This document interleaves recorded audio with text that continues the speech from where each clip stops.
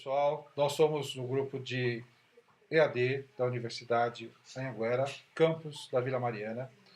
Estamos no quarto semestre de Engenharia Civil e vamos fazer uns vídeos sobre eletricidade estática, né? Como funciona por indução, como funciona por atração e outros vídeos, né? Eu sou Reginaldo. Odair. Eu sou Márcio. Marcelo Morim. Alex Eidoná. E a partir de agora vocês vão ver alguns experimentos, ok? Aguarde. Primeiro experimento, vamos utilizar 3 elementos básicos. Um tubo de PVC, uma superfície metálica e papel, ok? Nós vamos fazer eletrização por atrito. Então vamos pegar o nosso tubo, atritar contra o papel.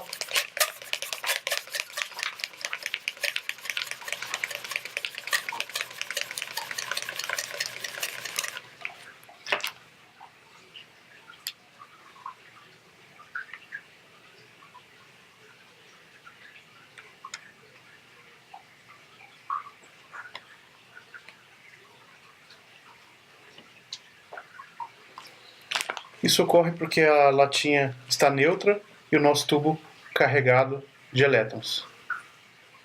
Ok? Olá, pessoal. Agora eu vou fazer 2 experimentos no nosso trabalho, que é o segundo e o terceiro experimento. Um é de eletrização por indução e o outro é por eletrização por contato. Nesses experimentos eu vou utilizar o quê? Um copo plástico, uma agulha, vou usar 2 canudos, vou usar jornal e vou usar uma tampa de metal com um canudo, sem que eu encoste na tampa de metal para não passar a energia do meu corpo para a tampinha de metal. Primeiro eu vou fazer o da eletrização por indução. Qual que é o conceito dele? O conceito é o que consiste em atribuir carga elétrica a um objeto utilizando outro elemento carregado sem que haja contato entre eles. Então vou fazer aqui na prática aqui, né? Vou passar um atrito aqui no canudo, deixando o primeiro canudo com carga negativamente.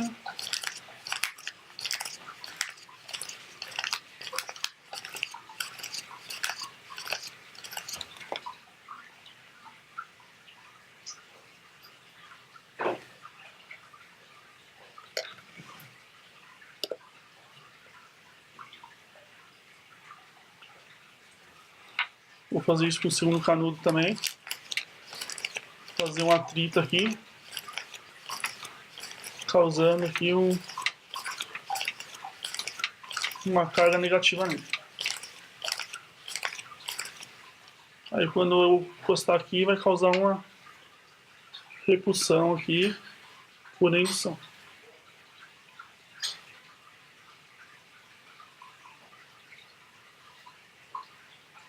Isso aí. Aí a diferença de contato, vou fazer a mesma coisa, né? De início aqui. Vou fazer um atrito com o jornal e o canudo, fazendo uma carga aqui negativa no elemento.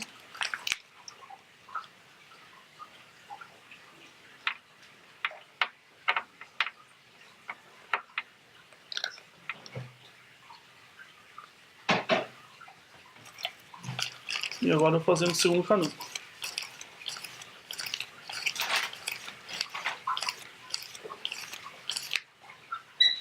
Aí essa carga negativa eu vou passar para o tampinha de metal.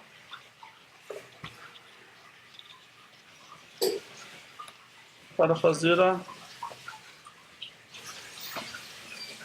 repulsão.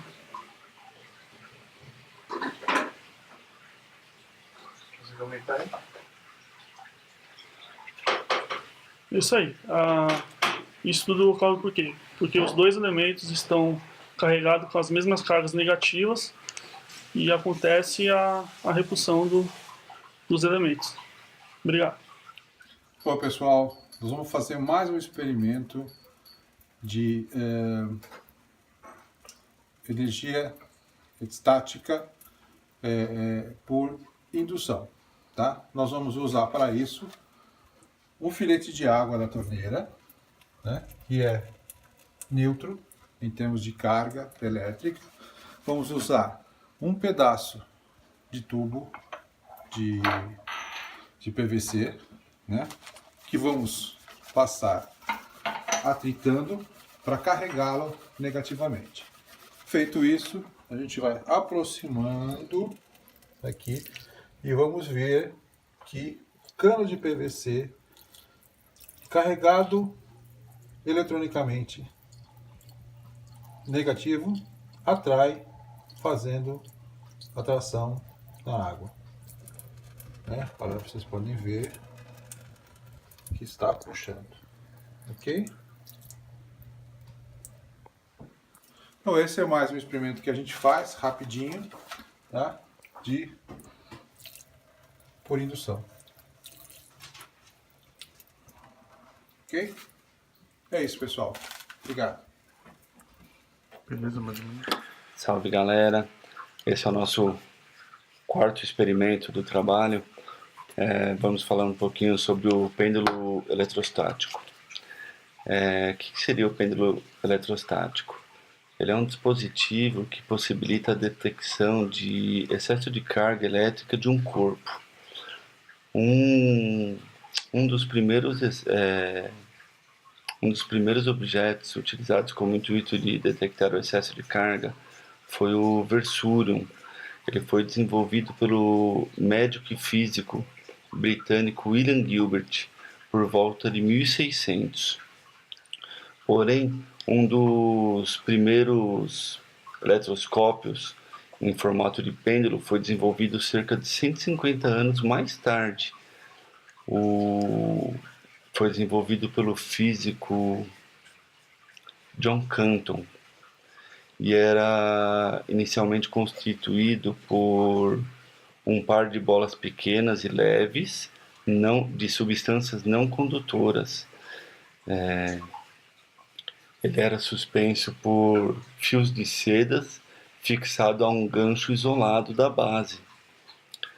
E esse dispositivo de Canton foi amplamente utilizado em diversas áreas que envolviam a eletricidade. Se o ambiente estivesse eletrizado, as bolas seriam repelidas entre si. No pêndulo eletrostático já é um pouco diferente. Ao invés de um objeto não condutor, há apenas um pequeno e leve pedaço de material metálico fixado a uma haste. Temos até um pêndulo aqui que a gente fez aqui, utilizando um copinho plástico, uma haste de metal com uma linha e a bolinha condutora. A linha somente para isolar a bolinha condutora da minha haste metálica. Se você perceber como funciona o pêndulo, os dois corpos estão totalmente neutros, então nada acontece. Agora, se eu fizer o atrito aqui em um dos corpos,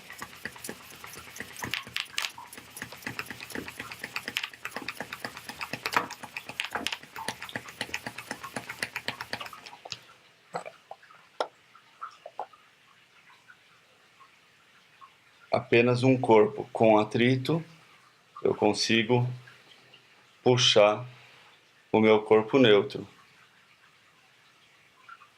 Com isso eu consigo provar.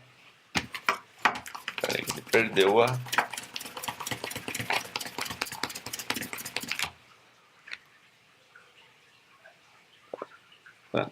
Com isso eu consigo provar que o pêndulo eletrostático ele funciona. Por que ele funciona? Porque após eu fazer atrito em um dos meus corpos, eu consigo puxar a minha base metálica, que está totalmente neutra. Ok? Obrigado. Dando continuidade aos nossos trabalhos sobre energia estática, né? Nós vamos falar agora sobre a bobina de Tesla. A bobina de Tesla foi montada em 1890 por Nikola Tesla. Ele desenvolveu isso para gerar campo eletromagnético, né? E como é que a gente faz hoje uma bobina de Tesla, né? Quais os materiais que a gente usa para fazer esse experimento, tá? Para gerar o campo magnético? Bom, em primeiro lugar a gente precisa, essa aqui é a bobina pronta, mas ela é composta do quê? Nós temos uma base de madeira, tá? Nós temos capacitores, transistores, temos fios, né? Fios de cobre, fio de 4 milímetros, né? Para gerar toda essa bobina. Nós também temos aqui uma fonte de 24 volts, né? Que a gente adquiriu, né? Para fazer esse experimento. Então, como é que é feito isso? Primeiramente, a gente pega um cano de PVC, pega fio de cobre, começa a enrolar o fio de cobre em volta do cano de PVC para gerar isso daqui. Isso tem que ser bem enroladinho, bem juntinho um do outro, sem que nenhum fio sobreponha o outro. Nós deixamos uma ponta embaixo, solta, aqui, e uma ponta aqui em cima. Tá? Depois, a gente faz uma outra volta com fio de 4 milímetros, ligando nos transistores aqui, né? E ligando na fonte de 24 volts. Né? Feito todas essas ligações certinhas, né? Os capacitores, no resistor, tudo mais, né? A gente já tem aqui, basicamente, um campo eletromagnético. Como é que a gente sabe se realmente isso daqui está expandindo, né? Essa energia eletromagnética que está aqui e que a gente não vê especificamente. A gente pega uma lâmpada eletrônica que dentro ela tem um gás que é acionado eletricamente, ele faz com que ilumine. Só que isso é feito através de ligação elétrica, né? Direto aqui. Mas como a gente tem, pela invenção do Tesla, né, esse campo eletromagnético, que não é através de um condutor rígido, é através do ar, a gente encosta, basicamente, a lâmpada aqui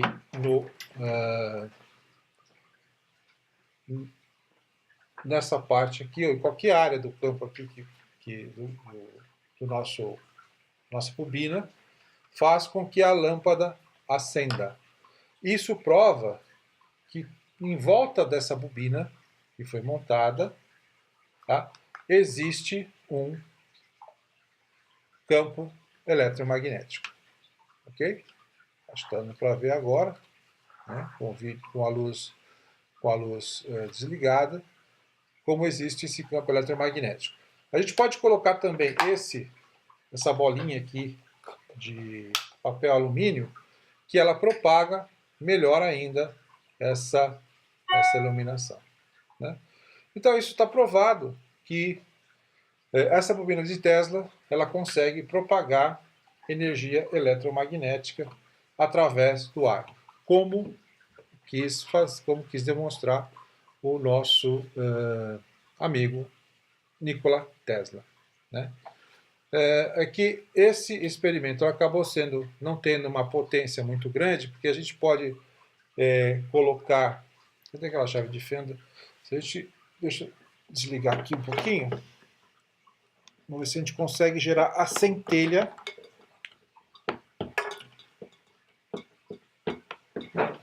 na bobina de Tesla. Vamos tirar aqui em cima. Tem chave de fenda.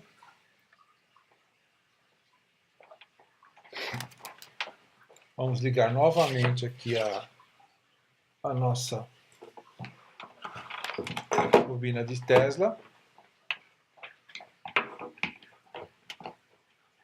Na nossa fonte. E vamos ver se a gente consegue gerar a centelha. Não está, porque ela está com uma potência muito baixa, mas de um modo geral, se fizermos isso, gera uma centelha muito pequena. Né? Então é isso, pessoal. deu para provar que com a lâmpada existe o campo eletromagnético, né? E é isso, ok? Obrigado, é isso aí. Bom, pessoal, estou aqui para falar do sexto experimento, que é sobre a gaiola de Faraday.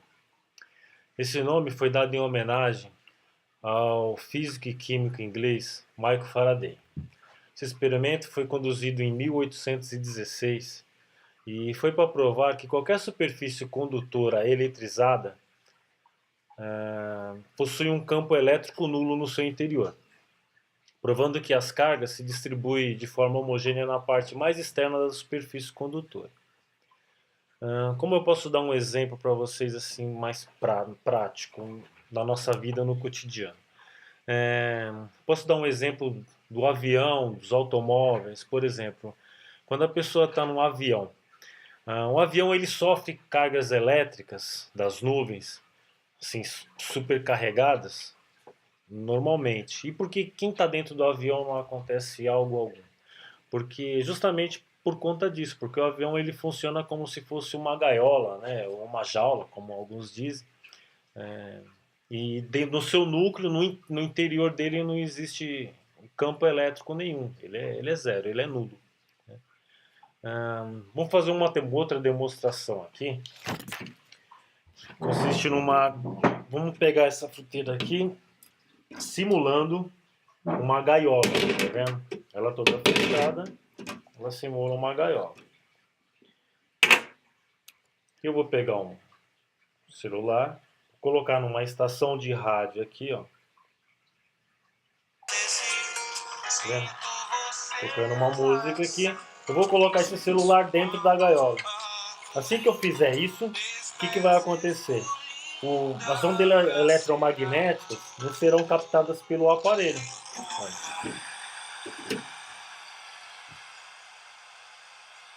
Viu? Olha aí. Vou retirar agora, ó. É dessa forma que funciona.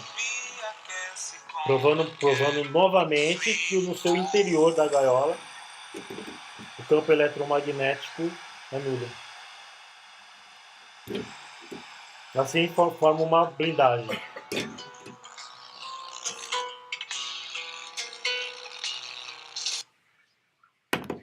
É isso aí, pessoal. Valeu. Tudo bem? Então, agora a gente vai falar sobre manuseio de componentes eletrônicos, né?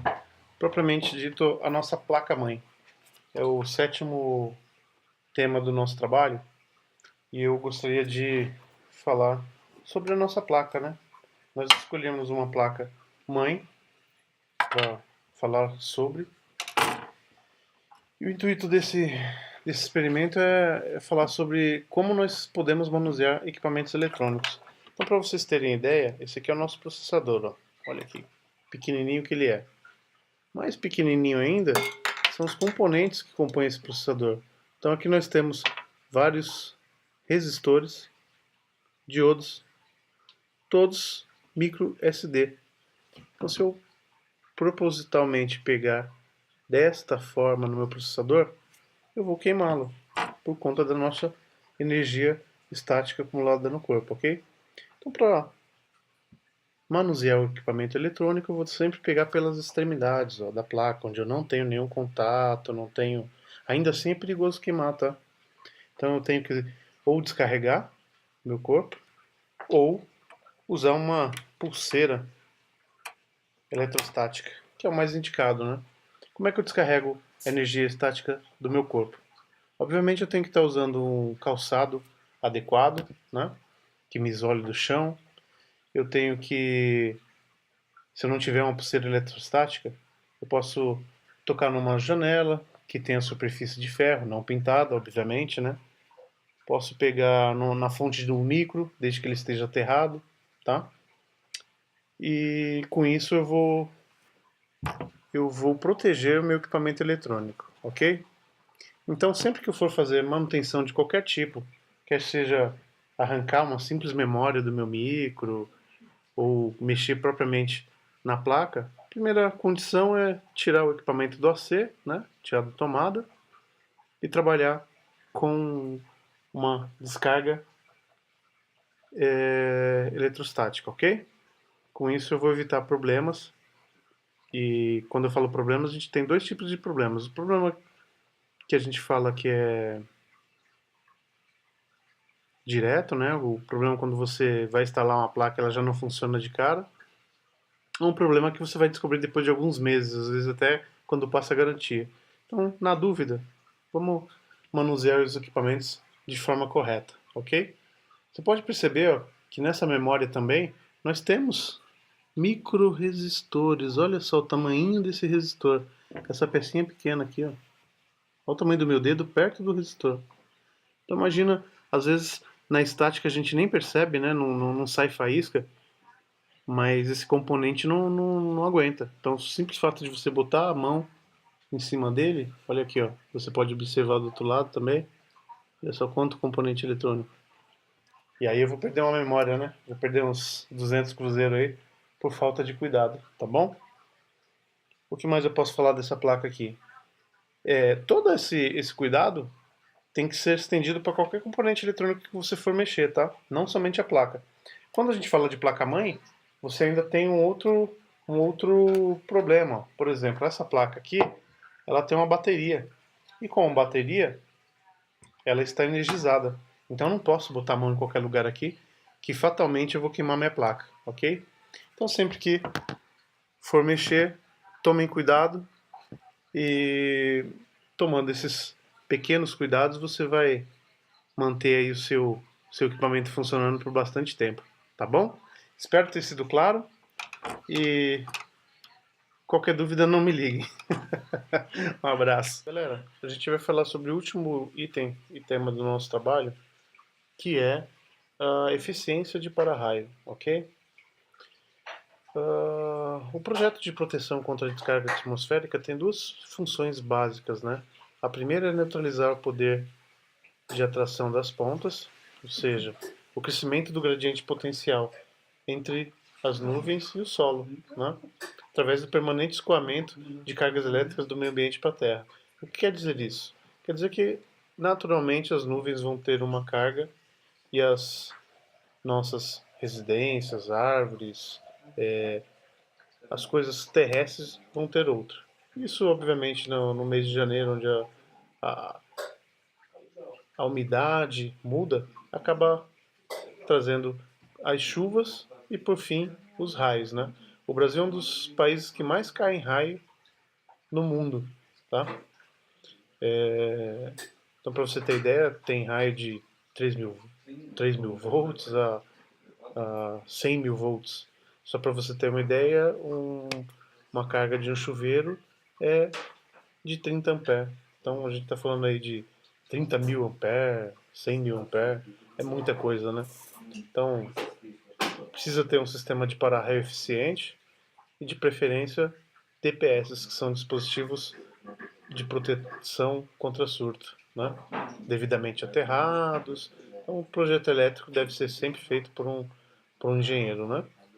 Vamos lá. A segunda função é oferecer à descarga elétrica, ou que for cair nas proximidades, um caminho preferencial, ou seja, um caminho mais curto, né? Reduzindo aí como toda, para quem já fez eletrônica sabe, o raio, o curto-circuito, sempre que é o caminho mais fácil para chegar na Terra, né? E essa é a função do para-raio, né? É preferencial ter um para-raio, é preferencial, na verdade, não ter nenhum para-raio do que ter um mal instalado na sua casa, né? E ao contrário do que as pessoas pensam, o para-raio não chama raio, ele te protege, tá? Pois captará os raios que cairiam nas proximidades da sua residência, do seu comércio, enfim, tá? No Brasil, nós temos dois sistemas que são amplamente utilizados de para-raio, tá? Um é o sistema de Franklin e o outro é o sistema de Mendel. O sistema de Franklin ele se consiste em uma haste que é instalada geralmente no topo da edificação com captores, e esses captores são interligados com uma fiação que geralmente tem uma proteção para não encostar na parede do edifício, né? E ela é instalada de teto a solo, fazendo assim um caminho preferencial, como eu exemplifiquei agora há pouco. Tá? Outro sistema bem utilizado é o de Mansell, que aí utiliza o princípio da gaiola de Faraday, que nós acabamos de verificar aí no vídeo do Odair. Né? Então, qual que é qual que é a ideia? No prédio, a gente passa verticalmente e horizontalmente cabos que são entrelaçados, interligados, na verdade. E esses cabos vão também de teto a solo, fazendo com que a gaiola, como nós vimos no exemplo anterior, anule todo e qualquer tipo de interferência eletromagnética. E o raio é uma descarga eletromagnética, né? Atmosférica. Nos prédios mais novos, aí, construídos recentemente, projetados aí por empresas de engenharia, o pessoal anda utilizando aí a própria ferragem existente nas colunas, interligando com a malha de aterramento e com isso fazendo a gaiola. Vale ressaltar que a eficiência desses dois métodos faz com que 90% que tenhamos, né, 90% de eficácia aí de proteção nos sistemas elétricos das edificações. Né? Como eu falei agora há pouco, não basta só o para-raio. Tem que ter dispositivo de proteção, tem que ter um aterramento eficiente. A norma da ABNT que cuida desse assunto é a 5419, que já passou por algumas alterações. Né? Nós temos a 5419 2001 e tem algumas alterações, estamos na 2005. Procure sempre aí um eletricista, uma empresa de engenharia, para que você não tenha dor de cabeça referente a para-raio, ok? Para-raio cabe em prédio, cabe em residência, comércio, não fique desprotegido, tá bom? Um abração, até mais, tchau, tchau.